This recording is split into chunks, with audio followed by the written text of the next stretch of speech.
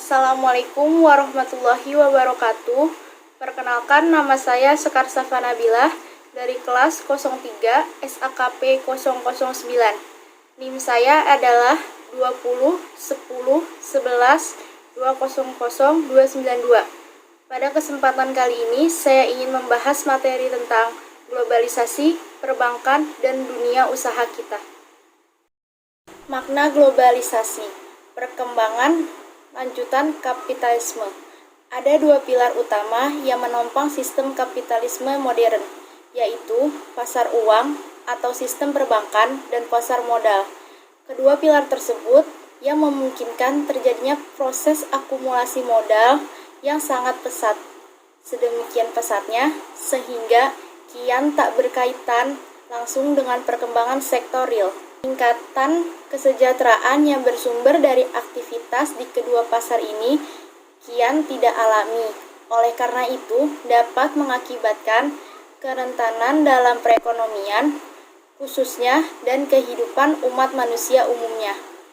Hal ini disebabkan oleh pola eksploitasi yang telah melampaui batas-batas negara sebagai konsekuensi dari gelombang globalisasi.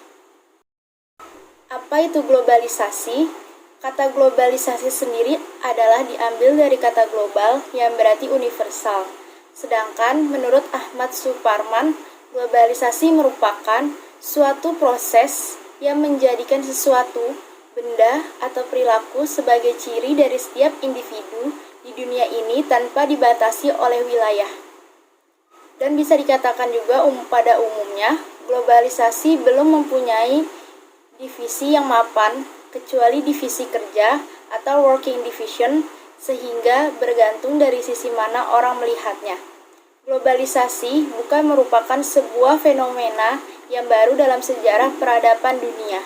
Sejak masa sejarah modern, khususnya sebelum memasuki abad ke-20 ini, globalisasi sendiri dipandang sebagai gelombang masa depan. Kehadiran globalisasi tentunya membawa pengaruh bagi kehidupan suatu negara, termasuk di negara kita sendiri yaitu Indonesia.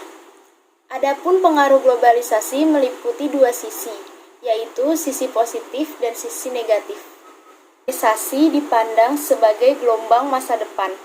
Dalam 2 dekade sebelum Perang Dunia I, arus uang internasional telah meningkatkan Eropa lebih erat dengan Amerika Serikat, Asia, Afrika, dan Timur Tengah.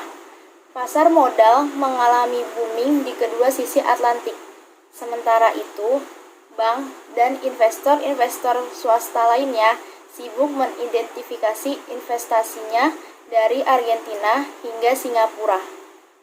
Namun, sejalan dengan siklus ekonomi dan politik dunia, gelombang globalisasi juga mengalami pasang surut. Salah satunya, kekuatan yang melatar belakangi adalah tarik-menarik antara paham internasional dengan nasional. Apakah globalisasi tidak terhentikan? Terdapat beberapa faktor yang memicu globalisasi itu sendiri.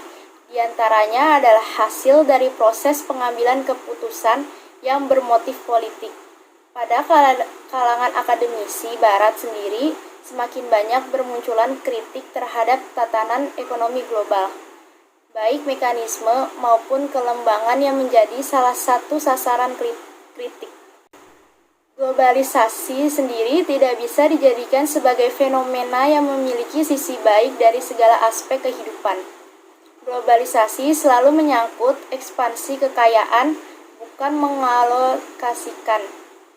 Banyak persoalan besar lainnya yang dihadapi oleh negara-negara berkembang dalam menghadapi globalisasi dan tuntutan dunia internasional untuk meliberasikan perekonomian.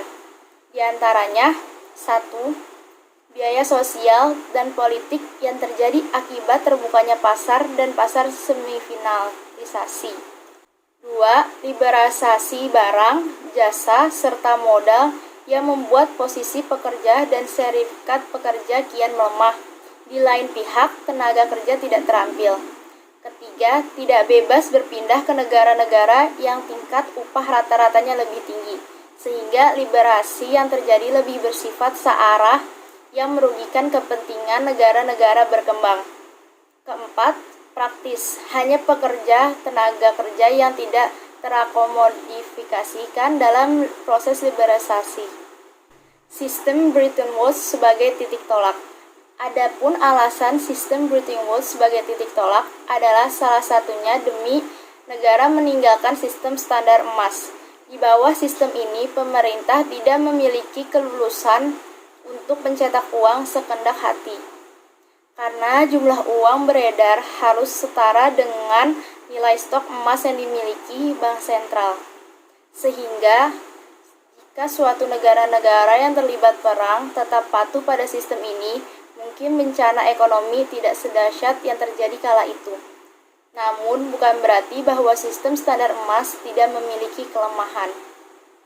Menyadari bahwa tatanan ekonomi dunia sudah diambang kebangkrutan, negara-negara yang memang perang berinisiatif menyusun arsitektur baru tata ekonomi dunia.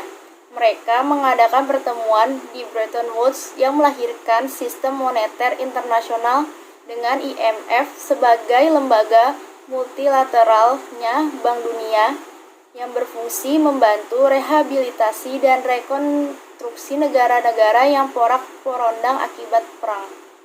Ada beberapa dampak positif di bidang ekonomi. Yang pertama, terbukanya pasar internasional. Kedua, kesempatan kerja lebih terbuka. Ketiga, devisa negara yang meningkat. Dengan demikian, hal tersebut dapat meningkatkan perekonomian bangsa sehingga akan memajukan dan meningkatkan rasa nasionalisme terhadap bangsa dan negara. Selain itu, globalisasi mempunyai dampak positif di bidang ekonomi. Yang pertama, mudah mendapatkan barang yang dibutuhkan masyarakat, tetapi belum diproduksi di Indonesia. Yang kedua, pasar yang sangat terbuka untuk produk-produk ekspor, dengan catatan produk ekspor Indonesia dapat bersaing di pasar internasional.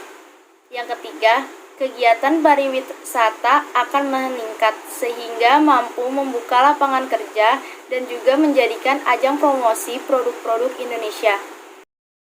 Yang keempat, mudah mengakses modal investasi yang berasal dari luar negeri. Dampak negatif di bidang ekonomi. Yang pertama, terhapusnya rasa cinta terhadap produk dalam negeri karena banyak produk luar negeri yang beredar di Indonesia. Yang kedua, dampak negatif terhadap generasi bangsa yaitu gaya hidup yang cenderung meniru budaya barat. Budaya barat dianggap sebagai kiblat gaya hidup dunia. Selain itu, globalisasi juga mempunyai dampak negatif di bidang ekonomi. Yang pertama, hilangnya pasar produk Indonesia karena kalah bersaing dengan produk luar negeri. Yang kedua, usaha-usaha di Indonesia akan mati karena banyak produk impor dipasarkan di Indonesia. Yang ketiga, banyaknya masuknya tenaga kerja asing di Indonesia. Demikian presentasi yang dapat saya sampaikan. Kurang lebihnya mohon maaf. Wabillahi taufik wal hidayah. Wassalamualaikum warahmatullahi wabarakatuh.